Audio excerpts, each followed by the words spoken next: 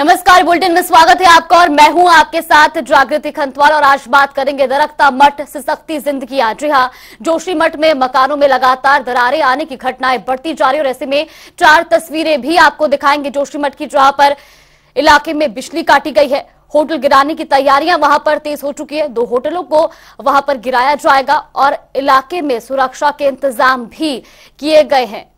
तो ये 4 तस्वीरें भी आप देख सकते हैं टीवी स्क्रीन पर।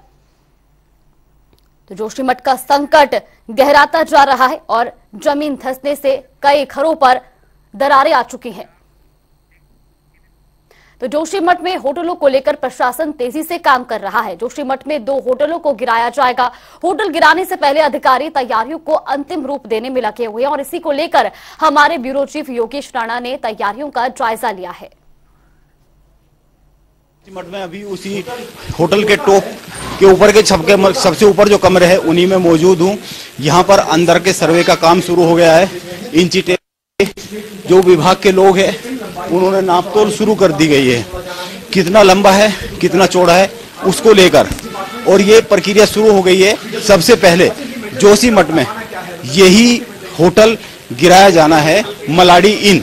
इसी होटल के टॉप पर जो सबसे ऊपर का कमरा है उसमें हम अभी मौजूद है और यहाँ पर इंची टेप से नापकर अंदर के सर्वे का काम शुरू हो चुका है।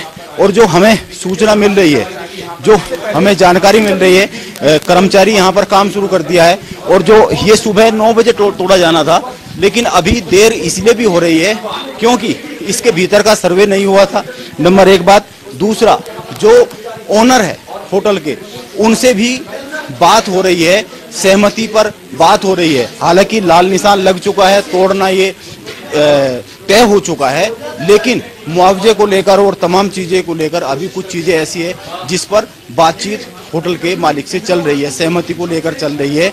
वो यहीं पर मौजूद है, हमने उनसे भी बात की थी। उनका कहना था कि जितना सरकार हमें इसका पैसा दे रही है, मुआवजा दे रही है, हम उससे बिल्कुल भी संतुष्ट नहीं है।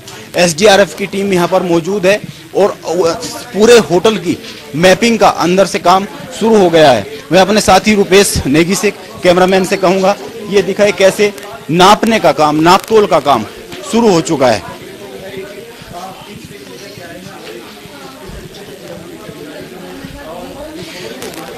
मैं एक बात और इसमें ध्यान रखने की बात है कि ये तमाम एजेंसियों की निगरानी में डिमोलिश करने का जो काम है वो PWD को सौंपा गया है। PWD के अधिकारी यहाँ पर नापतोल शुरू कर चुके हैं। जोशी मठ के उस होटल में जिससे अभी ये सबसे पहले डिमोलिश किया जाना है। जोशी मठ से कैमरा पर्सन रुपेश नेगी के साथ योगेश राणा। वह इसी खबर पर ज्यादा जानकारी के लिए जोशी मठ से विशाल गर्ग हमारे साथ जुड़ गए। विशाल, जोशी मठ में स्थिति लगातार जो है गंभीर होती जा रही है, क्या पूरी जानकारी मिल रही है?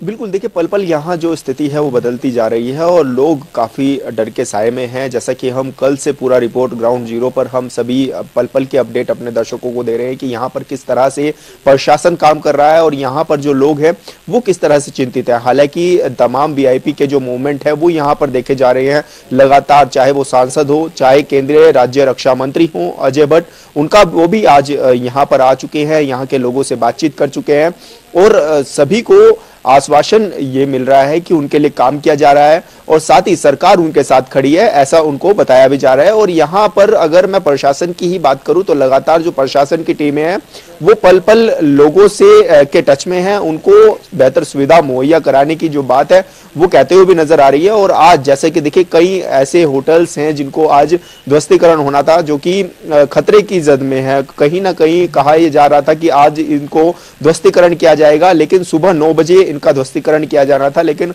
अभी तक ऐसा कुछ देखने को नहीं मिला है। और कहीं ना कहीं यह भी माना जा रहा है कि जो होटल मालिक है और या फिर जो प्रशासन के अधिकारी हैं उनकी आपस में बॉन्ड्स नहीं बन पा रहे हैं, क्योंकि जो मुआवजे की रकम है उसको लेकर के कहीं ना कहीं जो मालिक है वो इसमें जी बिल्कुल विशाल, और ऐसे में चाहेंगे कि आसपास की क्या कुछ स्थिति बनी हुई है उनकी भी तस्वीरें आप दिखाएं, क्योंकि लगातार जिस तरह से वहां पर कई मकान आए दिन वहां पर जो है दरारें उन पर आई जा रही है और ऐसे में उनके पुनरावास के लिए क्या कुछ व्यवस्थाएं की जा रही हैं। बिल्कुल, अगर मैं ये पूरा एरिया कवर करूं तो देखिए यहाँ पर पूरा ये बनाए गए हैं, यहाँ पर तमाम होटल्स हैं, तमाम प्रशासनिक अमले के ढांचे भी यहाँ पर मौजूद हैं और कई ऐसे घर हैं जिनमें अंदर की तरफ काफी बड़ी मात्रा में जो है वो दरारें पड़ी हुई हैं और जो कि दरारें लगातार बढ़ती जा रही हैं। तो कहीं ना कहीं ये चिंता का विषय है और कहीं ऐसे घर हैं जो जर्जर अवस्था में हैं जिनको गिराया जाना बेहद जरूरी है, क्योंकि अगर उनका मलबा गिरता है तो कहीं ना कहीं जो उनके नीचे वाले घर हैं, क्योंकि ये पहाड़ी इलाका है तो पहाड़ी इलाके में एक के ऊपर एक तरीके से घर बनाए जाते हैं। पहाड़ी पर घर बनने से तो कहीं ना कहीं ये कहा जा सकता है कि अगर एक भी घर का मलबा गिरता है तो वो कहीं ना कहीं दूसरे घरों को भी क्षतिग्रस्त करता है। तो ऐसे में प्रशासन ने पूरा एक ढांचा तैयार किया है कि कौन कौन से जो होटल्स हैं या फिर कौन कौन से ऐसे मकान हैं जो गिराए जाने हैं उनको निशान लगा दिया गया है, उनकी पूरी मैपिंग कर ली गई है, साथ ही उनकी पूरी अंदर से भी देख लिया गया है कि क्या क्या उनकी व्यवस्थाएं है, लगभग कितनी उनकी लंबाई चौड़ाई है, सभी लगभग पूरा कर लिया गया है। और जल्दी ही, क्योंकि अभी देखिए सुबह 9 बजे ध्वस्तीकरण होना था लेकिन अभी तक ये कार्य नहीं हो पाया है, लेकिन प्रशासन की पूरी टीम मौजूद है और जल्द ही इसको रूप दिया जाएगा, क्योंकि जो ऐसे मकान हैं जो कि खतरे की जद में है उनको भी गिराया जाएगा, उन भवनों को भी गिराया जाएगा। जी बिल्कुल विशाल, और जिस तरह से जानकारी मिल रही थी कि सुप्रीम कोर्ट भी अब इस मामले पर 16 जनवरी को सुनवाई करेगा, ऐसे में अब लोगों की किस तरह की प्रतिक्रिया देखने को मिल रही है? देखिए लगातार लोग ऐसी मांग कर रहे हैं क्योंकि वो कहीं ना कहीं संतुष्ट नजर नहीं आ रहे, चाहे वो शासन हो या फिर प्रशासन हो या फिर जो यहाँ पर लगातार सांसद मंत्री जो लोग यहाँ पर पहुंच रहे हैं उनकी बातों से भी वो सहमत नजर नहीं आ रहे, क्योंकि उनका कहना यही है कि उनको जो मुआवजे की राशि है उनको बढ़ाया जाए, क्योंकि अभी तक क्या है कि मुआवजे की जो राशि है वो यहाँ के लोगों को कम लग रही है। उनका कहना है कि जो उनकी जमीन की जो रकम है वो ज्यादा होनी चाहिए थी, या फिर जो उन्होंने भवनों का निर्माण किया है, लाखों करोड़ों रुपए उन्होंने खर्च किया है, कि उसकी रकम बढ़ानी चाहिए। तो कहीं ना कहीं जो एक मुआवजे की रकम है उसको लेकर के थोड़ा सा संशय बना हुआ है। हालांकि देखिए प्रशासन ने अपनी कार्रवाई पूरी करने में कोई कसर नहीं छोड़ी है, सभी को मैपिंग भी कर लिया गया है, सभी को निशान भी लगा दिए गए हैं और एसडीआरएफ की सभी पूरी की पूरी टीम वहां पर मौजूद है। क्योंकि देखिए मैं अपने दर्शकों को यह भी बता दूं कि यहाँ पर किसी भी तरह के बुलडोजर का इस्तेमाल नहीं होगा, किसी भी तरह की मशीनरी का इस्तेमाल नहीं होगा, सिर्फ हाथ के जो इंस्ट्रूमेंट है जिनसे ये तोड़ा जा सकता है सिर्फ उन्हीं से भवनों को तोड़ा जाएगा, क्योंकि इनकी जद में काफी और भी ऐसी मंजिलें हैं जिन पर खतरा आ सकता है अगर इनको बुलडोजर से तोड़ा जाए। तो कहीं ना कहीं क्योंकि और जिस तरह से लगातार जो दरारें हैं वो बढ़ती जा रही हैं, तो कहीं ना कहीं ये अपने आप में एक गंभीर विषय है। हालांकि देखिए अभी प्रशासन की वार्ता लगातार लोगों से चल रही है और जल्दी इस पर निष्कर्ष भी निकल करके सामने आएगा। जी बिल्कुल विशाल, बहुत बहुत धन्यवाद आपका हमारे साथ जुड़ने के लिए और तमाम जानकारी हम तक पहुंचाने के लिए। वही खबरों में आगे बढ़ेंगे जहां जोशीमठ आपदा में प्रभावित लोगों की मदद के लिए जहां कई स्वयंसेवी संस्थाएं आगे आ रही हैं, तो वही हरिद्वार जिला प्रशासन ने भी आपदा प्रभावितों को राहत देने के लिए 2500 कंबल और 1000 फूड पैकेट्स रवाना किए हैं। हरिद्वार के भल्ला कॉलेज से डीएम शंकर पांडे ने राहत सामग्री से लदे इन ट्रकों को हरी झंडी दिखाकर रवाना किया। डीएम विनय शंकर पांडे ने लोगों से भी अपील की है कि वो आपदा की इस घड़ी में आगे आएं और जोशीमठ में प्रभावित परिवारों की मदद करें। के लिए हम लोगों ने राहत सामग्री माननीय मुख्यमंत्री जी के निर्देश से कि जोशीमठ में जो भी हमारे स्थानीय निवासी हैं वो किसी तरह की कोई दिक्कत का सामना न करना पड़े, तो लगभग 2500 कंबल, 1000 फूड पैकेट्स जो पर्याप्त जिसमें राशन है उसको आज भेज दिया गया है। और वहाँ के डीएम से हम लोग लगातार संपर्क में हैं, आज भी मेरी इनसे बात हुई थी और जैसे भी उनकी डिमांड होगी वहाँ से यहाँ पर और भी सामान हम लोग एकत्रित करके स्टोर करा रहे हैं, उसको प्रेषित किया जाएगा। और मैं सभी हरिद्वार के हमारे जो इंडस्ट्रीज़ के लोग हैं, संत अखाड़े हैं, इनके प्रति मैं आभार प्रकट करूँगा क्योंकि लोगों ने काफ़ी बढ़ चढ़ के सहयोग किया है और आश्वस्त किया है। जोशीमठ में भूधसाव के कारण कई परिवार आपदा की चपेट में आए हैं। राज्य सरकार लगातार प्रयास कर रही है कि जिससे कि वहां रह रहे लोगों को कोई भी परेशानी ना हो। इसी को लेकर आज पतंजलि योगपीठ भी आगे आए हैं। ठंड से बचने के लिए कंबल और खाद्य सामग्री से भरे 2 ट्रकों को योग गुरु बाबा रामदेव ने हरिद्वार दिव्य योग आश्रम से हरी झंडी दिखाकर रवाना किया है। वहीं बाबा रामदेव ने कहा कि विकास के कार्य उतने ही किए जाने चाहिए जिससे लोगों की जान आफत में न आए। जोशीमठ में जो प्राकृतिक आपदा आई है, लोग बेघर हुए हैं, जिंदगी भर की उनकी पूंजी, कमाई, घर, बिजनेस, परिवार, व्यापार और बच्चे सब बेघर से हो गए। और ऐसे में मानवीय तौर पर आज यहाँ से हम 2000 कंबल और एक व्यक्ति की जीवन के लिए, उसके नित्य निर्वहन के लिए जो नितांत आवश्यक सामग्री है, खाने पीने से लेकर के साबुन, शैम्पू, टूथपेस्ट आदि, उन सब को हम भेज रहे हैं, जिससे कि लोगों को रोज़मर्रा की ज़िंदगी जीने की जो तकलीफ़ें हैं उनको हम बांट सकें, उनको कम कर सकें। जोशीमठ का दौरा करके आए कैबिनेट मंत्री धन सिंह रावत ने कहा कि सरकार पूरी क्षमता के साथ जोशीमठ के पुनर्स्थापना और वहां के लोगों की बेहतर व्यवस्था में जुटी है। इसके अलावा तमाम भूवैज्ञानिक और अन्य सर्वे एजेंसियां जोशीमठ को लेकर सर्वे कर रही हैं। जब सर्वे रिपोर्ट सामने आएगी उसके हिसाब से ही सरकार तत्काल कदम उठाएगी। लोगों के रहने, खाने और स्वास्थ्य की समस्याओं को देखते हुए अलग से व्यवस्थाएं की गई हैं। लगभग 600 से ज़्यादा घरों पे दरारें आई हैं और मैं प्रधानमंत्री जी का और मुख्यमंत्री जी का धन्यवाद देना चाहता हूं कि तत्काल जो है प्रधानमंत्री जी ने वहां सर्वे की टीम भेजी है, एसडीआरएफ की टीम भेजी है, एनडीआरएफ वहां पे है। मुख्यमंत्री जी तत्काल जो है वहां के दौरा करके आए हैं, वहां की समीक्षा करके आए हैं और हम लोग भी वहां खुद गए थे। तो जैसे भी रिपोर्ट आएगी वैसे वहाँ का विस्थापन करना पड़ेगा और विस्थापन के लिए जल्दी जो है जैसे कि सर्वे की रिपोर्ट आएगी तब जाके निर्भर करेगा। अभी वहाँ पे अस्थायी रूप से लोगों के लिए व्यवस्थाएं बनाई दी गई हैं। 6 टीमें स्वास्थ्य विभाग की वहाँ पे हैं। स्वास्थ्य के क्षेत्र में किसी को कोई दिक्कत ना हो, वहाँ पे डॉक्टरों की पूरी टीम रखी गई है, एम्बुलेंस की सेवा दी गई है। समाजवादी पार्टी और बीजेपी के बीच ट्विटर पर शुरू हुई जुबानी जंग अब और तेज हो गई है। अखिलेश यादव की पत्नी और मैनपुरी से सांसद डिंपल यादव और उनकी बेटी अदिति पर अभद्र टिप्पणी करने का आरोप बीजेपी नेता ऋचा राजपूत पर लगा था।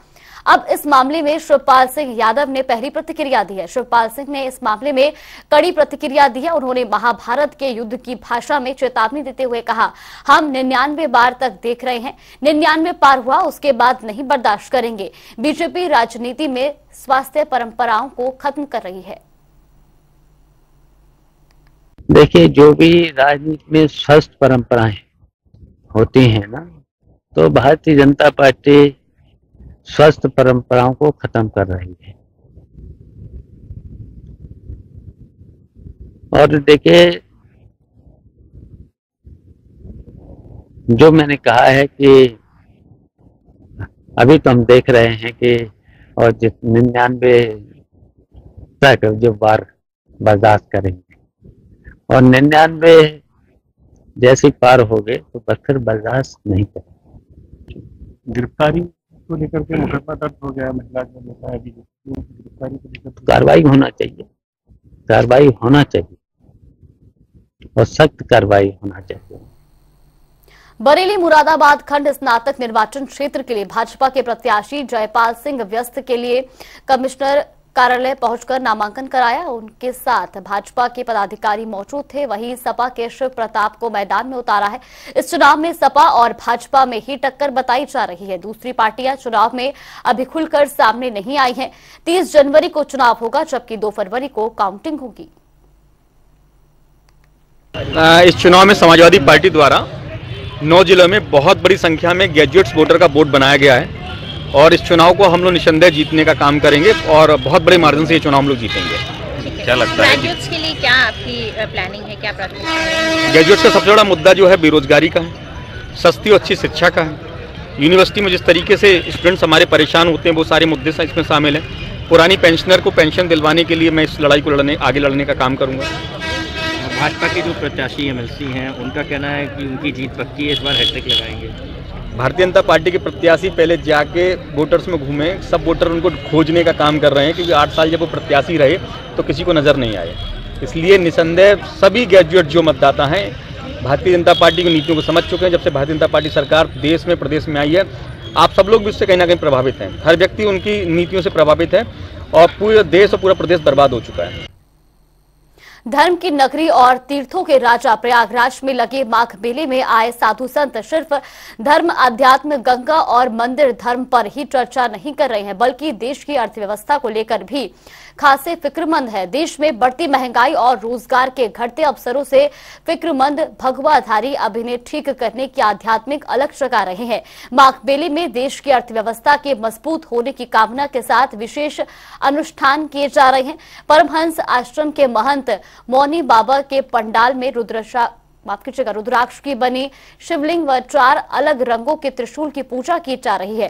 त्रिशूल पूजा के साथ ही विशेष हवन व आरती भी हो रही है। इन अनुष्ठानों के जरिए धन की देवी लक्ष्मी की आराधना कर उनसे देश व यहाँ के नागरिकों पर मेहरबान होने व कृपा बरसाने की गुहार लगाई जा रही है।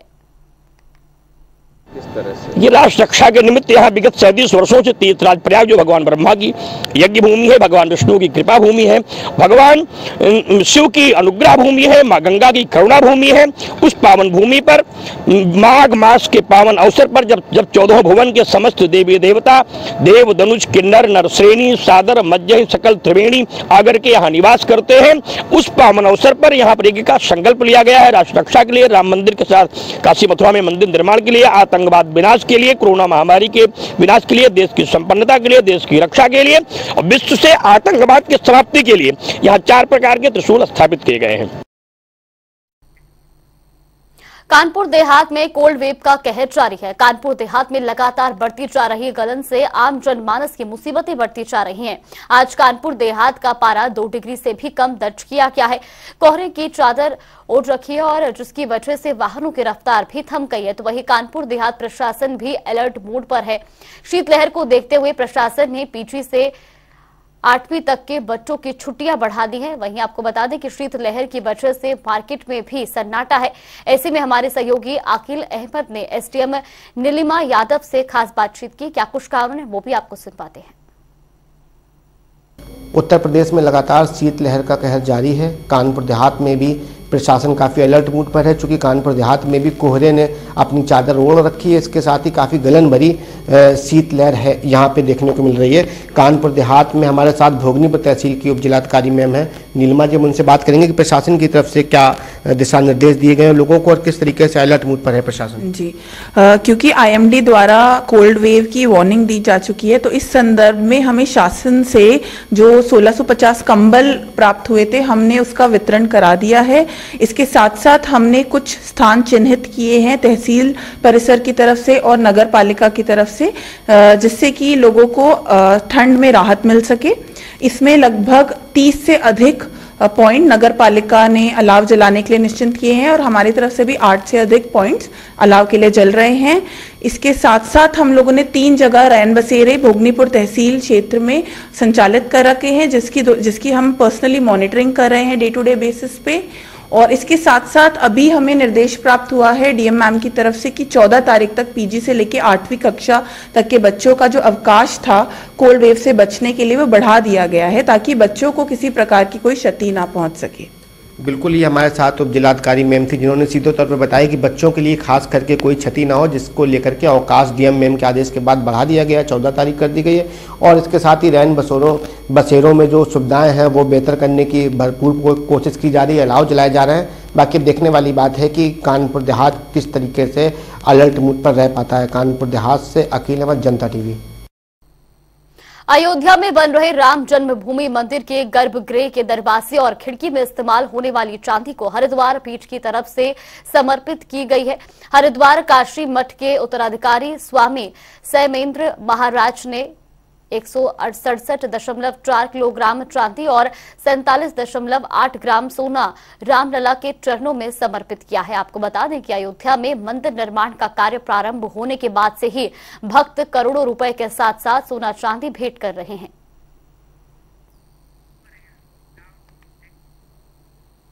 उत्तर भारत में ठंड का कहर जारी है। गिरते पारे ने लोगों के जीवन पर गहरा असर डाला है। एक तरफ कारोबारी ठंड के चलते खरीदारों के न आने से परेशान है, तो वहीं गरीब व असहाय लोग सड़कों पर जीवन बिताने पर मजबूर है। भले ही सीएम योगी ने सख्त आदेश दिए हों कि सड़कों पर लोग रात न बिताएं, लेकिन 9 डिग्री तापमान का भी अधिकारियों पर कोई असर नजर नहीं आ रहा है। एक तरफ लोग खुले आसमान के नीचे रात बिता रहे हैं, तो वहीं अलाव की व्यवस्था करने में नगर निगम असफल नजर आ रहा है। अस्पतालों के बाहर भी तीमारदारों के लिए कोई पुख्ता इंतजाम प्रशासन नहीं कर सका। कड़ाके की ठंड में सफर करने वाले भी परेशान हैं।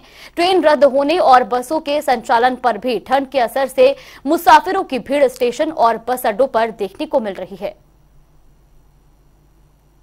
उत्तर भारत में सर्दी का सितम जारी है। मौसम विभाग ने भी शीतलहर और कोहरे को लेकर अलर्ट किया है, लेकिन स्वास्थ्य विभाग की ओर माने तो तमाम जो कार्डियोलॉजी विभाग है वो मरीजों से भरा हुआ है। बुजुर्गों की बात करें तो बच्चों की बात करें, सर्दी के लिए अब वो परेशान हैं कि सर्दी कब खत्म होगी, या फिर उन बेजुबान जानवरों की बात करें जो अपनी दर्द को भी बयां नहीं कर सकते। कैमरा शिवम के साथ अनूप सिंह, जनता टीवी, लखनऊ।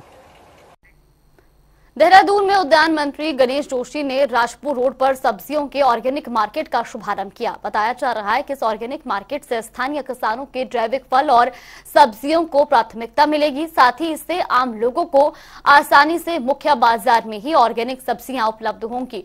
वहीं कार्यक्रम के बाद मंत्री गणेश जोशी ने विभाग की सराहना करते हुए इस तरह के और बाजार खोलने के निर्देश दिए हैं।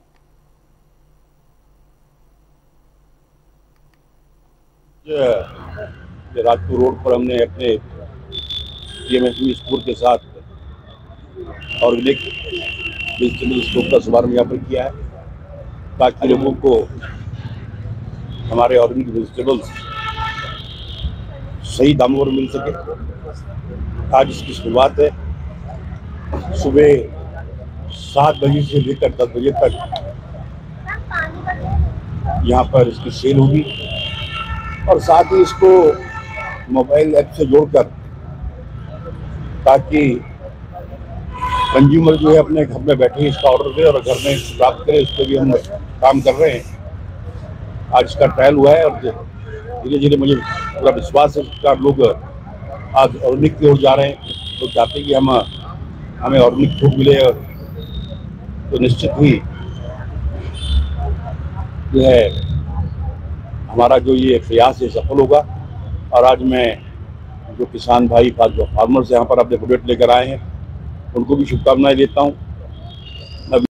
ज़्यादा हैं, लेकिन जब इसका वॉल्यूम ज़्यादा होगा, सेल ज़्यादा होगी, तो निश्चित ही प्राइस को भी हम थोड़ा नीचे लाएंगे।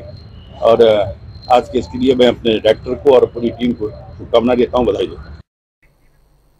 आज रामनगर पहुंचे अंतर्राष्ट्रीय हिंदू परिषद के राष्ट्रीय अध्यक्ष प्रवीण तोगड़िया ने एक सभा को संबोधित करते हुए कहा, जहां उन्होंने हिंदुओं से एक होने की बात कही, तो वहीं उन्होंने कहा कि पूरे देश में हिंदू सुरक्षित नहीं है, इसलिए पूरे देश में हिंदुओं को जगाने के लिए घूम रहे हैं। साथ ही उन्होंने जोशीमठ को लेकर कहा कि विकास भी होना चाहिए और पर्यावरण भी बचाना चाहिए। चलिए फिलहाल खबरों में बस इतना ही। आप बने रहिए हमारे साथ। नमस्कार।